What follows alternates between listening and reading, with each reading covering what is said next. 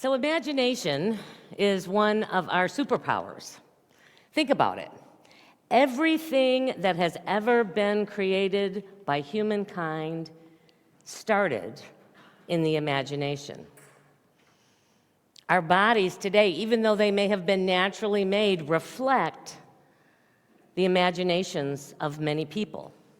From medications that keep our bodies functioning to those who might have been gifted with a replacement hip or knee or shoulder,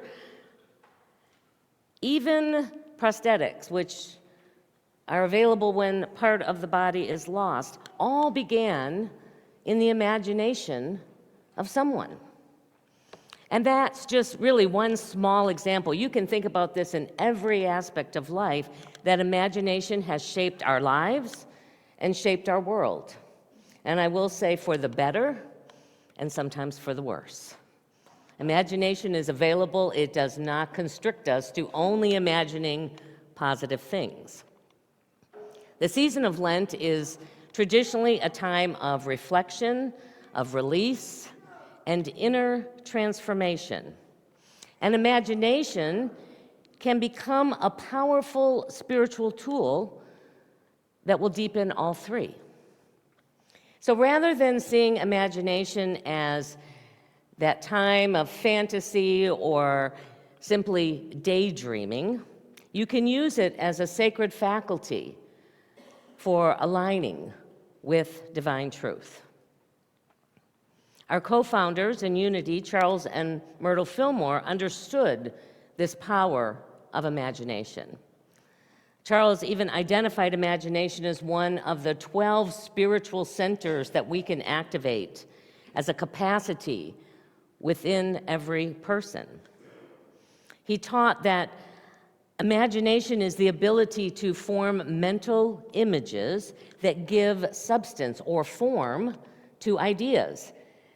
And it works hand in hand with the power of faith, because imagination can create the picture, and it's our belief in it, our faith in it, that gives it energy, that allows it to come into some kind of experience in our lives. In fact, imagination is really one of our foundational Unity principles. And I know those of you who have been around for a long time have heard this before, but we haven't really said it in a while, and that is thoughts held in mind produce after their own kind. I hear, yeah, there's a few that know this one. So it is the thoughts that we hold consistently. It's not that fleeting thought, but it's the thoughts and the beliefs that we hold consistently that create our experience of life. And we're also cautioned that imagination has to be conscious, awake, and in some aspects even disciplined, because it can just as easily create fear-based outcomes as it can create the positive outcomes that we desire.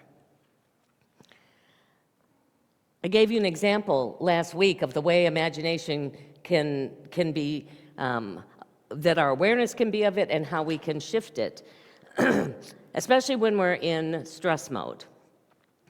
When we're in that part of our brain and that's what's processing everything, then it typically defaults to the worst case scenarios. Have you ever noticed that? I mean, immediately we go into what's wrong instead of any other possibilities that there might be. Like when a loved one is late in arriving home, we tend to imagine the worst things that could have happened to them, and it takes conscious effort to redirect our thoughts to other possibilities. It has to be almost an intentional thing, because our immune system is set up to be prepared for the worst, and that's where it will go to. According to the research that Dr. Joe Dispenza has been doing, the creative part of our brain, this frontal lobe part of our brain, is only activated when we have an open and coherent heart.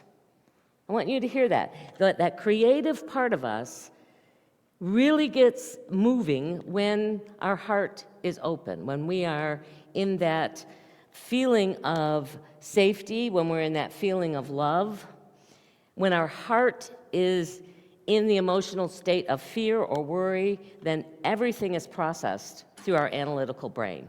And the analytical brain is only focused on keeping us safe and what we need to do to prepare to either fight or flee, whatever imagined challenge it might be. And while research is more and more revealing how this works in our bodies anyway, and in our brains, ancient wisdom has always known it. In Proverbs 23:7, which was written 1,000 years before Christ, they write, as a man, and I'm going to say, or a woman, or as human beings, think in their heart, so are they. As a man thinks in his heart, and again, it's that activation of the heart, that is the expression that becomes them. So if we want to create from love rather than fear, it requires an open heart.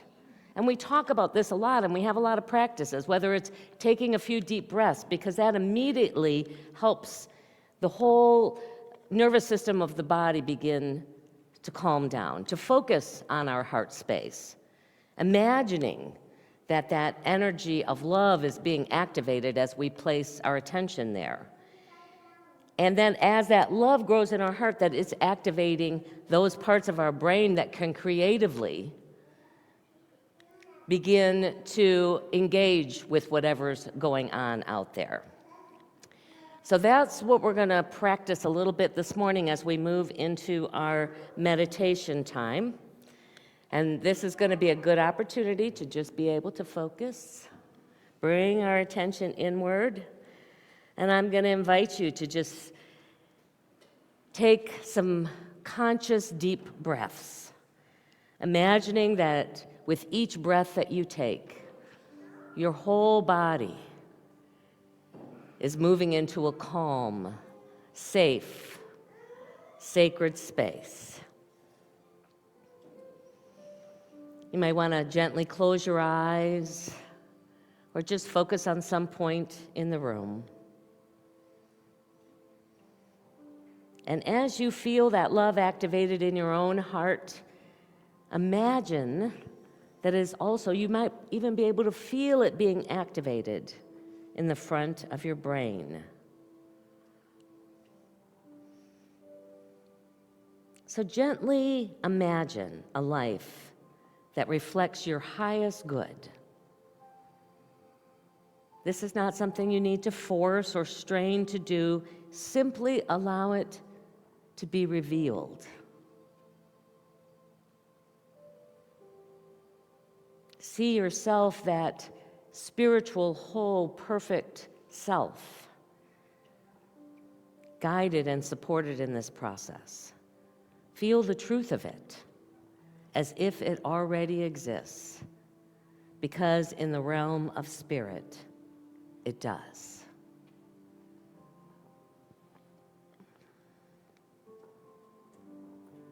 And as you allow your imagination to just flow where it will, infused through the lens of love,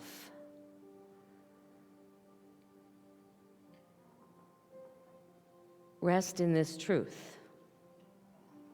What you can imagine with love, you can begin to embody. You can begin to be what you imagine. And what you hold in consciousness, what you hold in mind, begins to take form.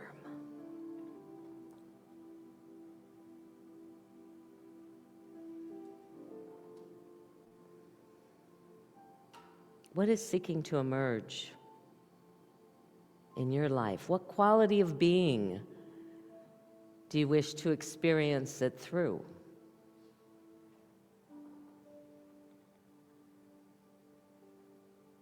And know that even if it seems impossible, what's rising in your mind right now becomes possible as you hold it in heart as you let it continue to take form and shape in your imagination. And as you believe that it's possible. So let your imagination be a doorway, not an escape, but a sacred tool of creation that is available to you in every moment. You can return here by simply breathing, focusing on your heart, activating that energy of gratitude and appreciation and love for life, and allowing it to guide the way. So take one more deep breath in and slowly release it as you begin to bring your attention back. Bringing with you the quiet awareness that your imagination is a divine gift, always available, always creating, and always guiding you home. And whenever you're ready, you can open your eyes.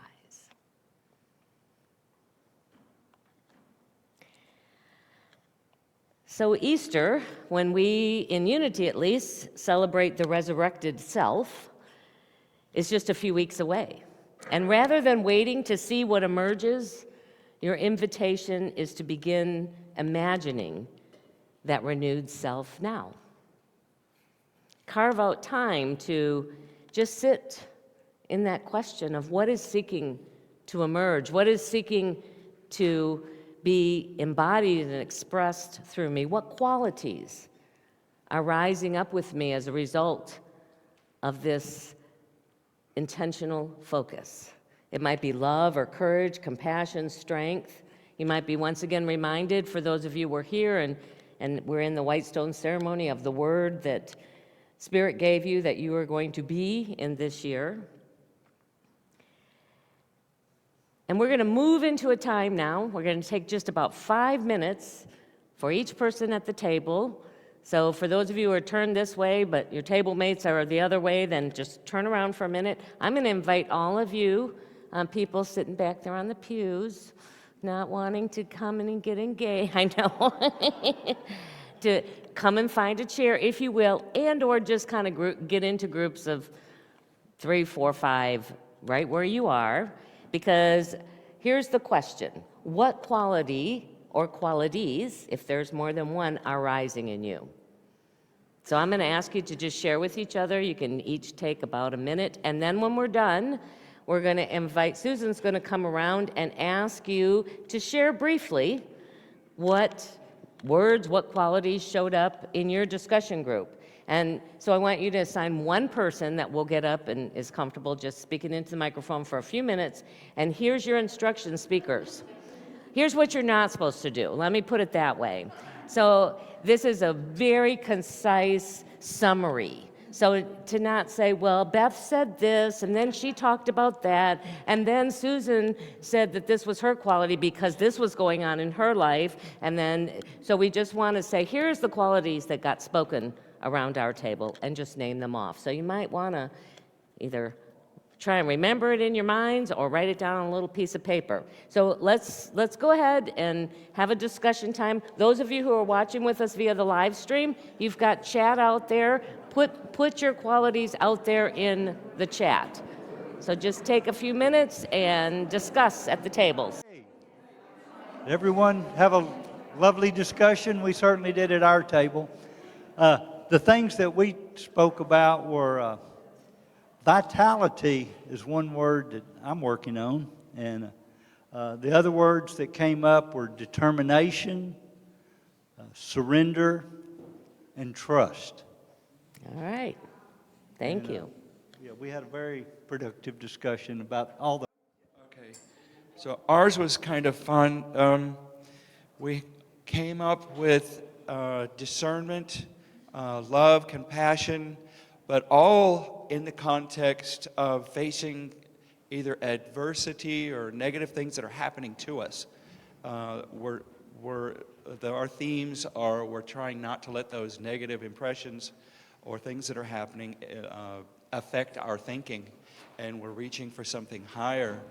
And this is really one of the things I love about Unity Church.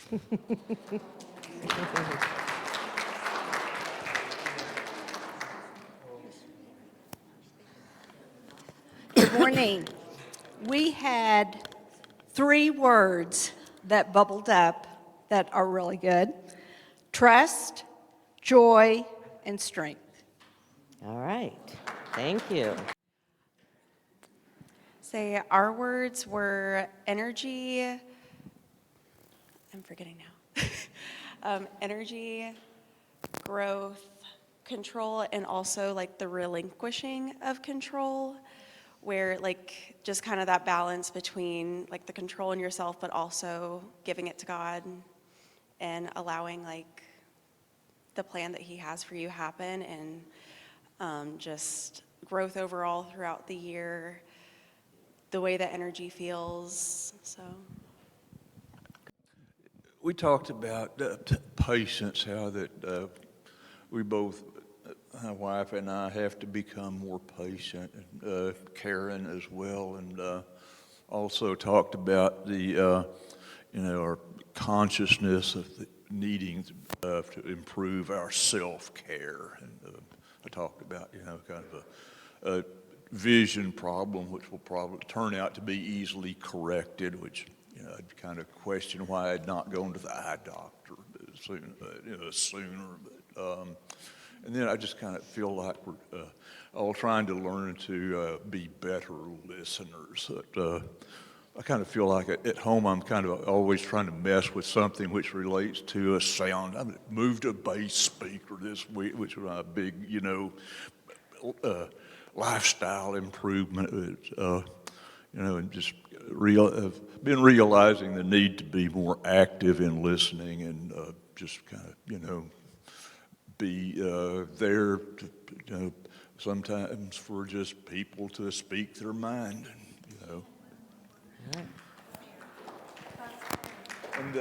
And we're trying to be more conscious of of prosperity, and trying to move in that direction. Hi. We're kind of all new here, but in fact, Jenny, it's her first day, and we've been here 3 or 4 times. But we really appreciated this exercise you had.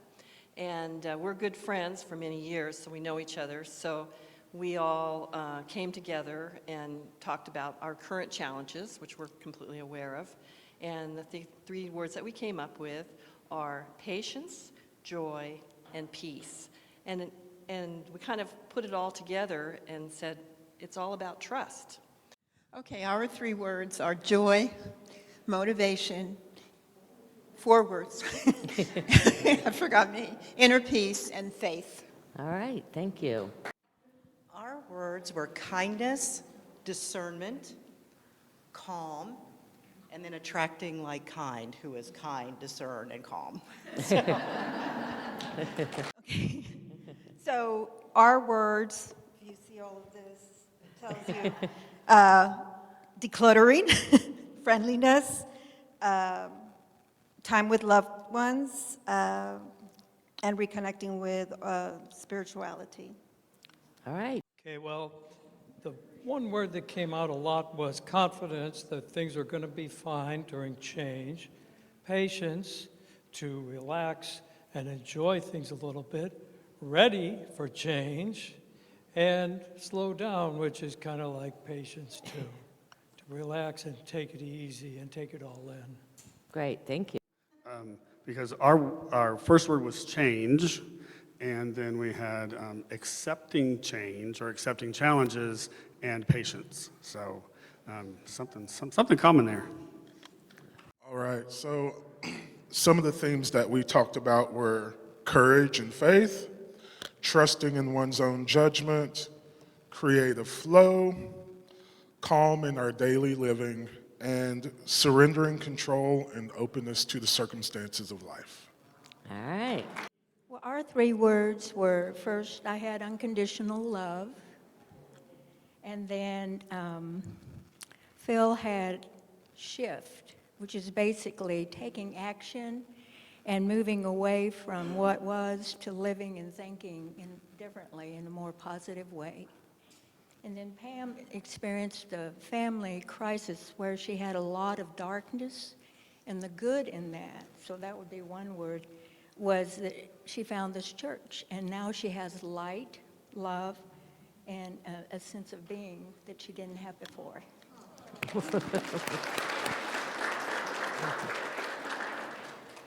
Our words were imagination in the alpha state. Reverend Linda helped us with breakthrough. And I had a few here. Truth, gentleness, compassion, and connection. They're all kind of related. Yeah. Thanks. Wonderful. Wonderful. Give your all. Can you imagine? Now, just imagine with me if we all just made just a little bit of steps towards having this be part of our experience in our daily lives. What a huge impact that would have, not only in our own lives, but in the energy and the lives of those around us. So I just want to encourage you to understand and to use imagination during Lent, not as an escape, but a conscious way to participate in this transformation process. It allows you to cooperate with the deeper movement of the season, from limitation to liberation, from old identity to new life. And you're invited to use it as a spiritual practice, to see beyond the circumstances and to have the power to consciously choose a higher, more expansive interpretation of life. It's not about denial, it's about creative perception.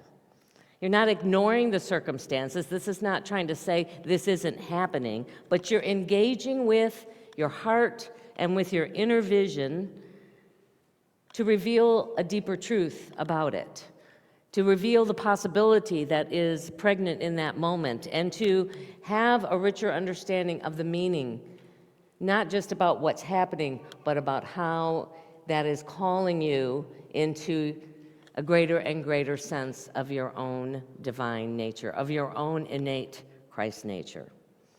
And what follows, at least in my experience, is a deeper sense of peace. It just happens. You don't have to practice it anymore. It just shows up.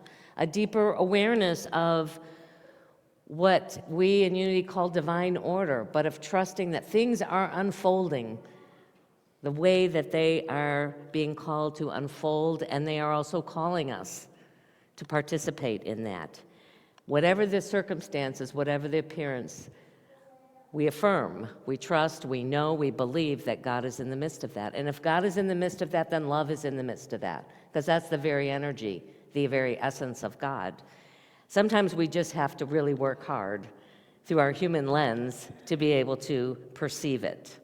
What we hold in imagination becomes the pattern of our becoming. And so we just choose in this moment to hold the highest vision that we can for ourselves. So it is our opportunity now to share of our financial good with our ministry, with our community.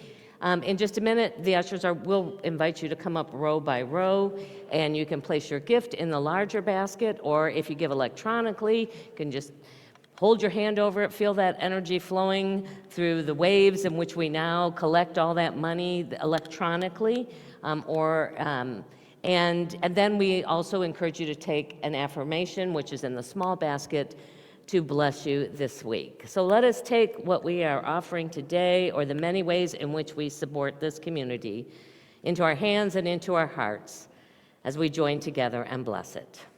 Divine love, through me, blesses and multiplies all that I have, all that I give, and all that I receive. Thank you, Father, Mother God. Let there be peace on earth, and let it begin with me. Let there be peace on earth, the peace that was meant to be. With God and our family, all are we.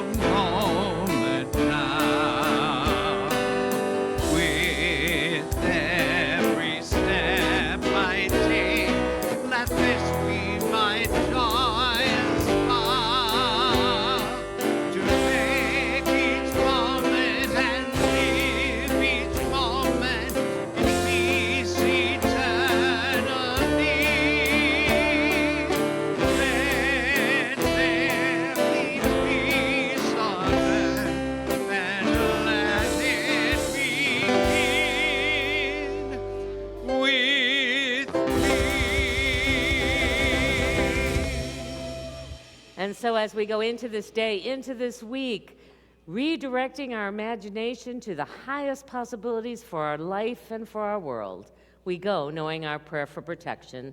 We'll do it as call and response. The light of God surrounds us.